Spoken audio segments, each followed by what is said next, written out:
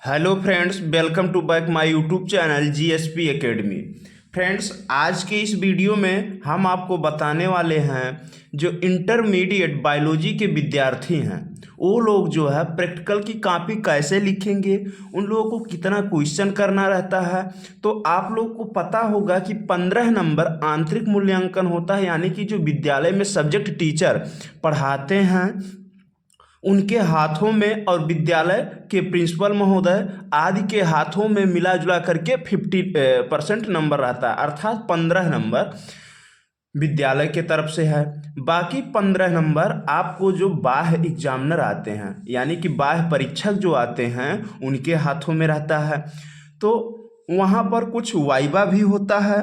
Viva के साथ साथ आपको एक कॉपी लिखना रहता है, प्रैक्टिकल कॉपी। उसमें 3 क्वेश्चन लिखना रहता है। हम बायोलॉजी का बात कर रहे हैं तो बायोलॉजी में जो पहला क्वेश्चन होता है वो ये रहता है सेक्शन कटिंग। दूसरा क्वेश्चन जो रहता है वो वनस्पति सज्जा रहता है। और तीसरा क्वेश्चन जो रहता है वो क्या है, पुष्प कुल रहता है। चौथा क्वेश्चन जो है वो स्पॉटिंग रहता है। अब उन्हीं स्पॉटिंग के बारे में इस वीडियो में आज हम लोग चर्चा करेंगे। चूंकि बायोलॉजी आप लोगों को पता है कि जंतु और वनस्पति विज्ञान दोनों को मिला जुला करके इंटरमीडिएट लेवल तक बायोलॉजी रखा गया है। तो क्या है, स्पॉटिंग में जो है आप लोग अपने सिलेबस में देखे होंगे, यूपी बोर्ड के द्वारा जो सिलेबस है उसमें क्या 3 जंतु के स्पॉटिंग रहेंगे और 3 वनस्पति के रहेंगे। 6 नंबर का स्पॉटिंग रहेगा आपका। बाकी 3 नंबर मौखिकी रहते हैं, वाइवा बेसिस, वाइवा और उसके बाद स्पॉटिंग। यही आपके परीक्षा के बहुत महत्वपूर्ण भाग माने जाते हैं। अगर वाइवा आपका अच्छा हो गया, स्पॉटिंग आपका अच्छा हो गया तो नंबर 30 में 30 मिलना निश्चित है, और पाते भी हैं बच्चे।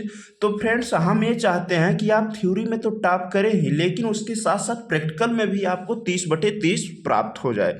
इसलिए आप लोगों के लिए हम क्या किए हैं, स्पॉटिंग कैसे करेंगे, कौन कौन सा स्पॉट जो है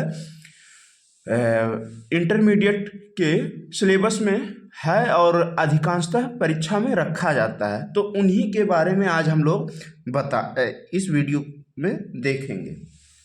इसलिए फ्रेंड्स, आप लोग वीडियो के अंत तक बने रहिए। देखते हैं स्पॉट ऐसे आपको टेबल पर, वहाँ परीक्षा में टेबल पर एक साइड में रख दिया जाएगा, हाँ, कुछ दूरी बना करके। अब रूल नंबर वाइज भेजा जाएगा कि फला रूल नंबर से फला रूल नंबर तक के बच्चे जाएं। अब आपके सामने जो पहला स्पॉट रखा गया है, अगर वो स्लाइड है तो आप माइक्रोस्कोप से देखेंगे, माइक्रोस्कोप में लगा करके रखा जाएगा। अगर वैसे कोई स्पेसिमेन है तो उसको बॉटल में रखा जाता है। ये चीज़ें हैं। तो उसको आपको क्या करना है, 2 मिनट के अंदर उसको पहचान करना है। पहचान करके उसका एक छोटा सा फिगर बनाना है। अगर वो कंप्लीट एनिमल है तो उसका क्लासिफिकेशन भी लिखना रहता है। उसके साथ साथ क्या है, उसके विशिष्ट लक्षण अर्थात कमेंट के बारे में भी लिखना रहता है। कम से कम 4 से 5 कमेंट, जो भी आप लिख सके, 2-4 कमेंट उतना लिखना रहता है।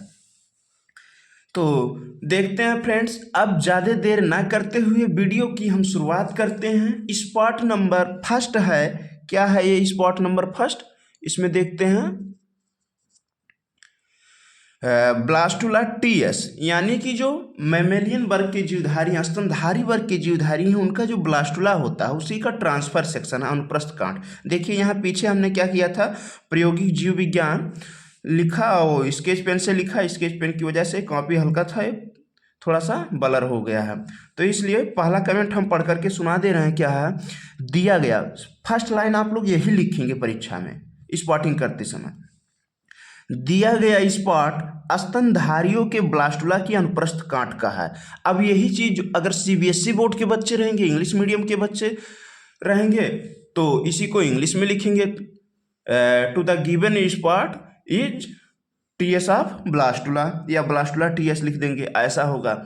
अगर ये जो है बीएससी और एमएससी के बच्चे हैं तो उनको भी स्पॉटिंग करना रहता है। वहां पर सिलेबस में 10 स्पॉट रहता है, कम से कम 10 रहेगा।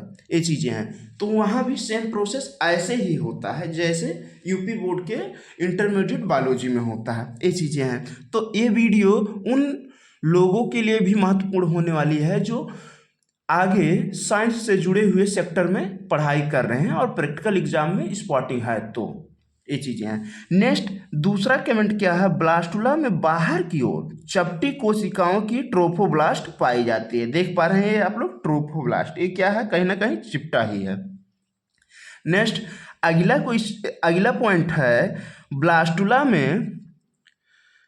ब्लास्टुला की कोशिकाओं से अपरा का निर्माण होता है। हाँ, ये जो है ब्लास्टुला की कोशिकाओं से अपरा का निर्माण होता है, तीसरा पॉइंट है। नेक्स्ट पॉइंट आगे हम देखते हैं, कमेंट नंबर 4 है, ब्लास्टुला में अंदर की कोशिकाएं एक घुंडी जैसी संरचना बनाती हैं जिसे भ्रूणीय घुंडी कहते हैं। हाँ, ये भ्रूणीय घुंडी आप लोग फिगर में भी देखे हैं अभी। अगला पॉइंट है, ब्लास्टुला के अंदर की गुहा को ब्लास्टोसील कहते हैं। ये चीज़ें हैं। तो फ्रेंड्स, आप लोग को ये वीडियो बहुत ही अच्छा लग रहा होगा। प्लीज़ लाइक शेयर सब्सक्राइब करना ना भूलें। जो लोग चैनल पर नए हैं वो कृपया करके चैनल को सब्सक्राइब कर दें, क्योंकि सब्सक्राइब करने में कोई आपका पैसा नहीं लग रहा है। और बेल आइकन दबा दें ताकि जैसे ही हम आप लोगों के लिए इंटरेस्टेड वीडियो बनाएं आप तक नोटिफिकेशन पहुँच जाए। अब नेक्स्ट स्पॉट देखते हैं। पहला स्पॉट हो गया, हम दिखा रहे हैं क्या है, ये मादा स्कैरिस है और ये नर स्कैरिस है। नर और मादा स्कैरिस का एक रख दिया जाएगा। तो उसमें क्या है, स्कैरिस क्या काम करता है, स्कैरिसिस बीमारी उत्पन्न करता है। ये ह्यूमन हेल्थ एंड डिजीज वाले चैप्टर में है, इसलिए स्पेसिमेन में रखे जाने की प्रबल संभावना इसकी भी बनती है। तो ये देखिए, इसमें एक बीच में लाइन रहता है। इसमें क्या है, जो फीमेल होती है वो काफ़ी लंबी और उसके साथ साथ मोटी होती है, जबकि जो मेल होता है, इसमें नर और मादा का पहचान करने का यही तरीका है कि मेल जो है वो छोटा होता है, पतला होता है, और ये छाते के डांडी जैसा घुंडीदार संरचनाएं, यहाँ घुमावदार संरचनाएं पाई जाती हैं। जैसे आप लोग छतरी देखे होंगे, तो छतरी क्या है, जो बड़ा वाला छतरी आता है उसके नीचे ऐसे घुमावदार, या फिर जो दादाजी लोग एक अपना स्टिक लिए रहते हैं, छड़ी लिए रहते हैं, तो उसमें भी ऐसे घुमावदार संरचनाएं पाई जाती हैं। ये चीज़ें हैं। तो उसी के घुमाव जैसी संरचना क्या है, नर स्कैरिस का होता है। और जिस पर यहाँ सूख पाए जाते हैं, सूख जो है ये क्या है, नर जनन अंग के भाग हैं या मैथुनांग के भाग होते हैं। ये चीजें हैं।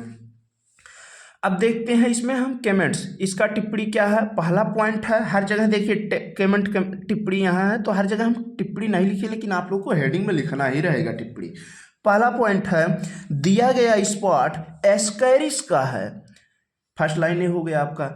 नेक्स्ट है, इसमें नर छोटा व मादा बड़ी होती है। इसमें नर छोटा व मादा बड़ी होती है, यही चीज़ अभी आपको हम बताए हैं। नेक्स्ट पॉइंट है, इनका शरीर हल्का पीला बेलनाकार और दोनों सिरों पर नुकीला होता है। कहने का मतलब, ये सिरा देख रहे हैं आप और ये सिरा, दोनों सिरा नुकीला है, यहाँ भी नुकीला है, लेकिन इनका शरीर क्या है, हल्का पीला रंग का होता है। ये चीज़ें हैं, और बेलनाकार होता है। नेक्स्ट है अगला पॉइंट है, नर का पिछला सिरा मुड़ा होता है। अभी आपको बताए हैं पिछला सिरा मुड़ा होता है। अगला पॉइंट है उसी में अभी, जिस पर मैथुन अंग सूख पाए जाते हैं, ये भी अभी हमने आपको बता दिया है फिगर में। अगला पॉइंट है, यह मनुष्य की आंत का परजीवी है, यानी कि जो मानव है उसके आंत का परजीवी क्या है, ये एस्कैरिस है, जिससे एस्कैरियोसिस बीमारी होता है। इसके बारे में कंप्लीट हमारे चैनल पर एक वीडियो है एस्कैरियोसिस के बारे में। 5 नंबर में कभी कभी दीर्घ उत्तरीय प्रश्न 3 नंबर 5 नंबर जो भी आप लोगों में बनता है उतने में पूछ लिया जाता है। तो इसलिए फ्रेंड्स, आप लोग एस्कैरियोसिस बीमारी अभी तक नहीं देखे हो तो हमारे चैनल पर आपके सिलेबस के काफ़ी क्वेश्चन का अति महत्वपूर्ण वीडियो हमारे इस चैनल पर उपलब्ध है। जो लोग अभी नहीं देखे हैं वो डिस्क्रिप्शन बॉक्स में लिंक मिल जाएगा, उस लिंक पर जा करके या फिर हमारे चैनल को सर्च करेंगे यूट्यूब पर GSP एकेडमी, तो हमारा चैनल आ जाएगा, और उसमें जो है आप प्लेलिस्ट के कॉलम में जा करके या फिर वैसे वीडियोज में जा करके देख सकते हैं। हम यूपी बोर्ड से संबंधित अति महत्वपूर्ण वीडियो को लेकर के इस चैनल पर उपलब्ध होते हैं। देखते हैं अगला पॉइंट क्या है, इसके संक्रमण से अपच, पेट दर्द, उल्टी, दस्त आदि होने लगता है। कभी कभी अपेंडिक्स भी हो जाता है, यानी कि जो अपेंडिसाइटिस बीमारी होता है वो भी हो जाता है। एस्कैरियोसिस बीमारी हो जाने पर, ये चीज़ें हैं। तो देखते हैं फ्रेंड्स, अब 2 स्पॉट कंप्लीट हुआ। स्पॉट नंबर 3 है। 3 क्या है यहाँ, ये जो है प्लाज्मोडियम की स्पोरोजोइट अवस्था का है। आप लोगों में सिलेबस में ह्यूमन हेल्थ एंड डिजीज में एक मलेरिया डिजीज होगा, तो उसका लाइफ साइकिल होगा, उसी से संबंधित ये स्पॉट है।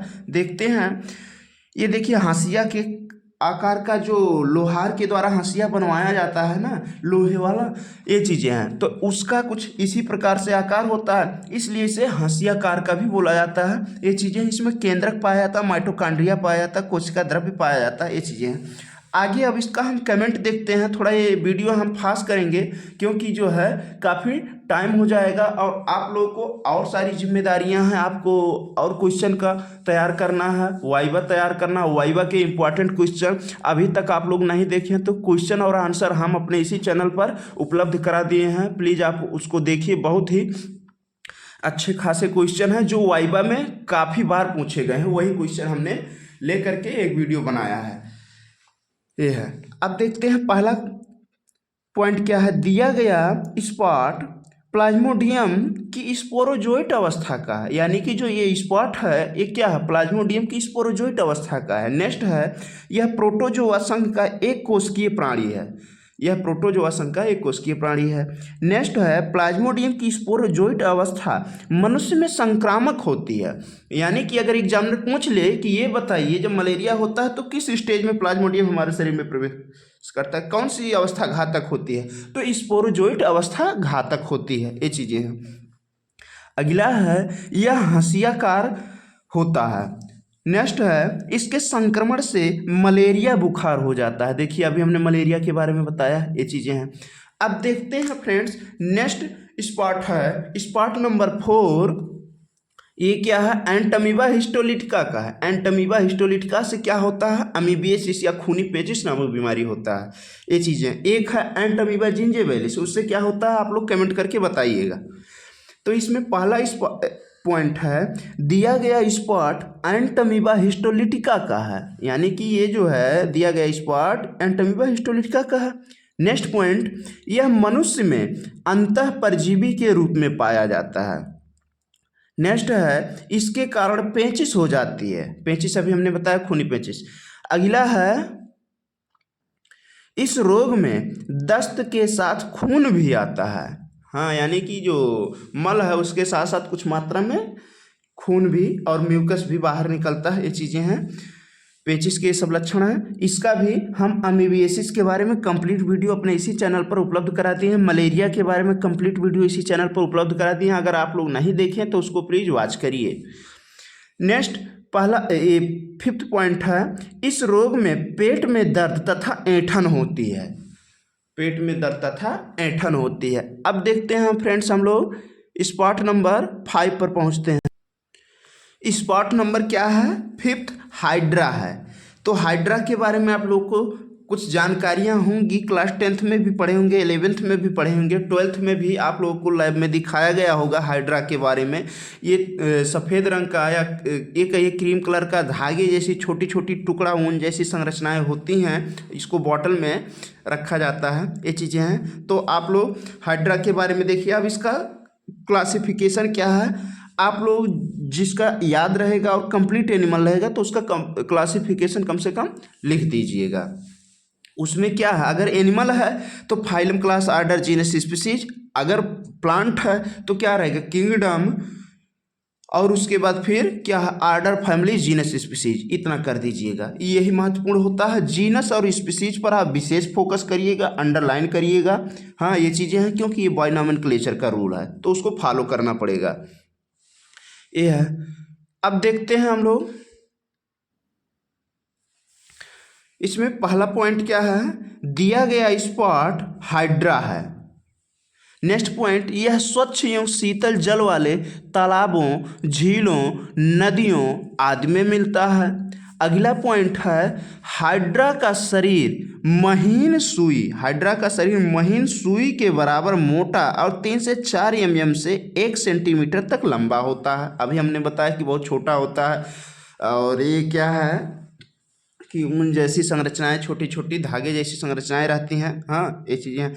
नेक्स्ट है, अगला पॉइंट नंबर 4, इसको थोड़ा सा आगे हम बढ़ा देते हैं।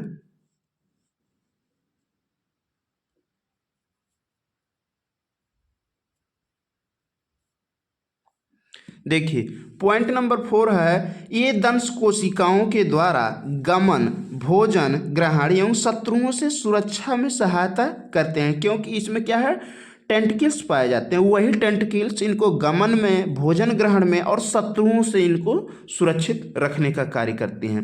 नेक्स्ट पॉइंट है, इसकी गुहा को सीलंट्रान भी कहते, इसकी गुहा को सीलंट्रान कहते हैं, यानी कि अंदर इसमें जो भी चीज़ें हैं वो क्या है, सीलंट्रान कहलाता है, ये चीज़ें हैं। अब अगला स्पॉट हम लोग देखते हैं, स्पॉट नंबर 6। ये क्या है, ये है स्तनधारी के वृषण का अनुप्रस्थ कांट, ये चीज़ें हैं। ट्रांसफर सेक्शन ऑफ टेस्टिस, ये है जो कि आपको सेक्शन कटिंग में भी एक, आप चाहे ओवरी का करें चाहे टेस्टिस का करें, ये चीज़ें हैं, आप जरूर बनाएंगे। तो पहला इसमें क्या है, दिया गया स्पॉट वृषण की अनुप्रस्थ कांट है, दिया गया स्पॉट वृषण की अनुप्रस्थ कांट है।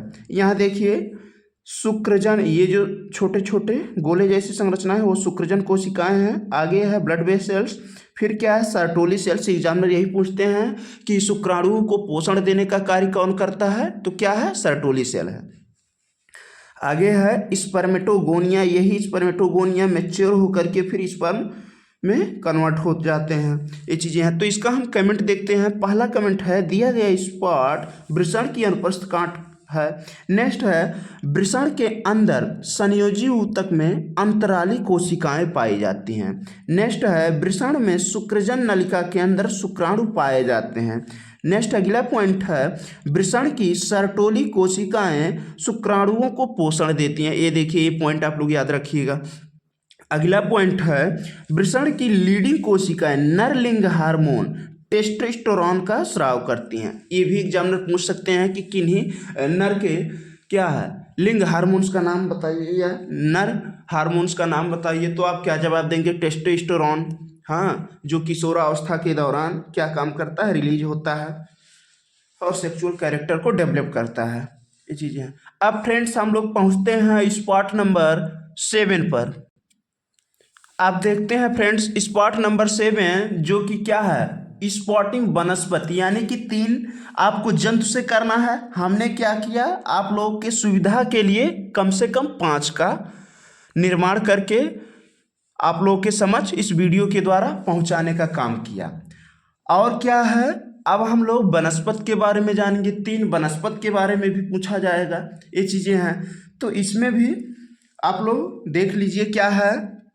इससे पहले एक मोटिवेशनल लाइन है हमारे पास, उस लाइन को हम आप लोगों तक पहुंचाने का प्रयास कर रहे हैं इस वीडियो के माध्यम से, क्योंकि आप लोग वीडियो जब लंबा होता है तो हमको उम्मीद है पढ़ाई तभी अच्छी लगती है जब बीच बीच में कुछ मोटिवेशनल चीज़ें मिलती रहें, या फिर कोई छोटी कहानी या फिर कोई ऐसी घटनाएं जो उस टॉपिक से संबंधित हों, उसको जब मिलता रहता है तो क्या हमारा माइंड जो है बहुत अट्रैक्ट होता है उस चीज़ के लिए, उसको सीखने के लिए। इसलिए फ्रेंड्स इस वीडियो में एक लाइन, मोटिवेशनल लाइन ये है, दुनिया का हर शौक पाला नहीं जाता, कांच के खिलौने को उछाला नहीं जाता, मेहनत करने से हो जाती है मुश्किलें आसान, क्योंकि हर काम तकदीर पर टाला नहीं जाता, क्योंकि हर काम तकदीर पर टाला नहीं जाता।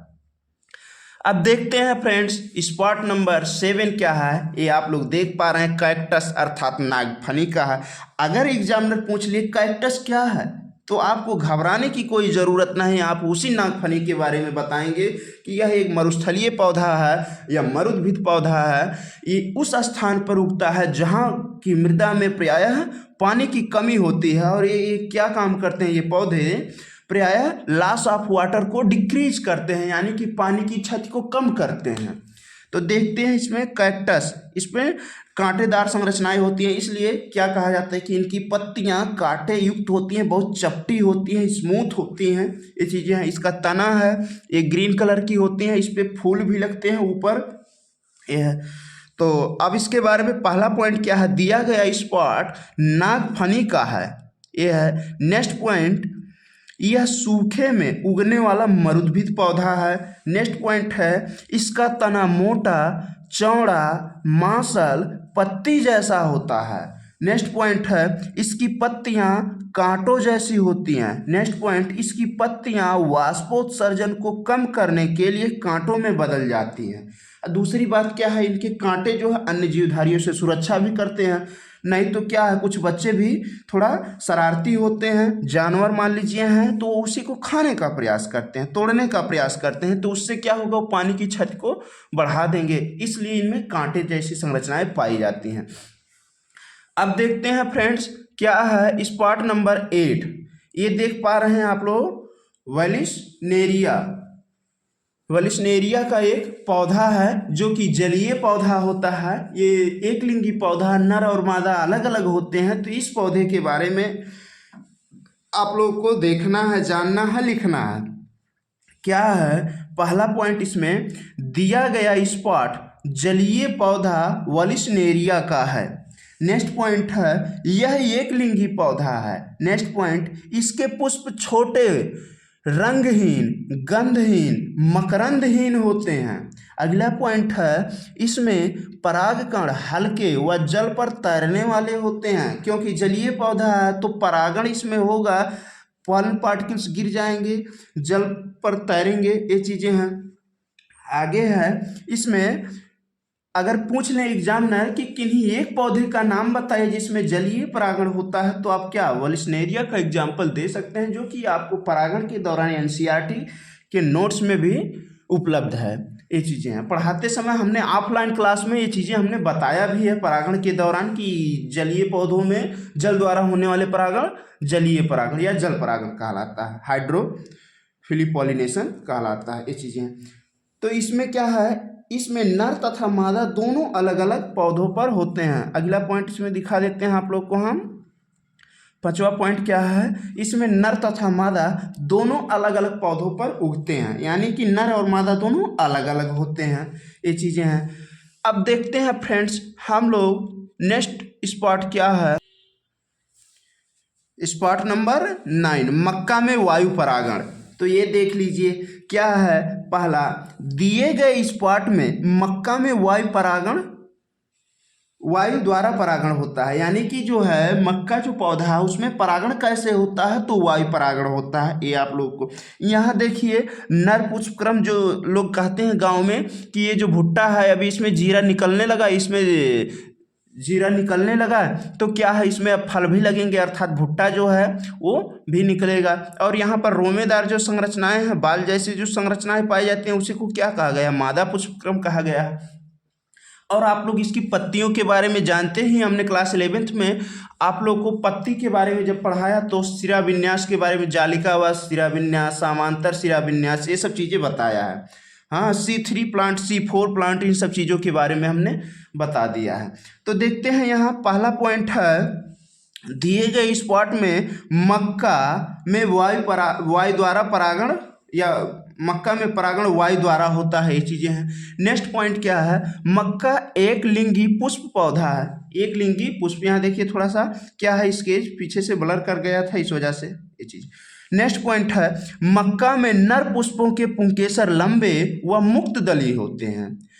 अगला पॉइंट है मक्का में नर पुष्प शीर्ष पर, ये देखिए नर पुष्प शीर्ष पर है और मादा पुष्प यहाँ क्या है, इसके पत्तियों के कक्ष में है। ये है तो मक्का में नर पुष्प शीर्ष पर और मादा पुष्प पत्ती के कक्ष में है। और अगला पॉइंट आप लोग को हम दिखा देते हैं, पॉइंट नंबर 5 जो है ये क्या है, मादा पुष्प में बहुत सी वर्तिकाएं पतले रेशों के रूप में निकलती हैं। जो अभी हमने बताया कि बाल जैसी संरचना है, वही रेशा यहाँ बता दिया गया है। आप लोग विज्ञान की भाषा में उसको रेशा लिखेंगे। ये है। अब देखते हैं फ्रेंड्स नेक्स्ट स्पॉट क्या है।